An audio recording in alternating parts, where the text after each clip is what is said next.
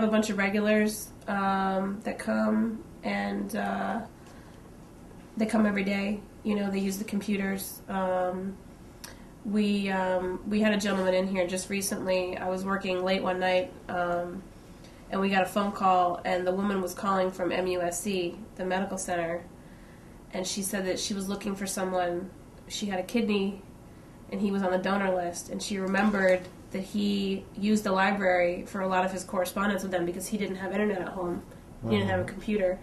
So she called the library because she couldn't reach him at home or at his cell phone, and he was in the computer lab.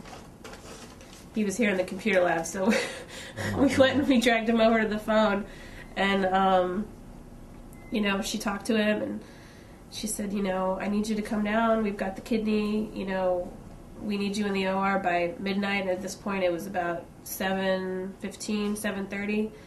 And I heard him talking to her because he was standing right in front of me. And he said, well, ma'am, I always turn my phone off when I come in the library, which is funny because that's something that we ask people to do. And I told him afterwards, if you're waiting for an organ, it is okay to leave your phone on if you're waiting for that call. Years now, from now, if they came here, they're going to see somebody else. They're not going to see the library. The county is going to use this building for something else. Hopefully, we'll have moved on by then. We're starting to get the planning together to figure out how we're going to fund and raise money for and sustain a new main library facility because we really need one.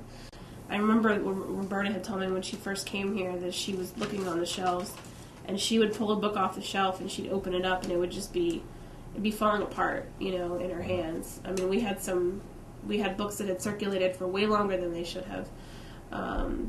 Original copies of Beverly Cleary books and, you know, Judy Blume books that I read when I was a child.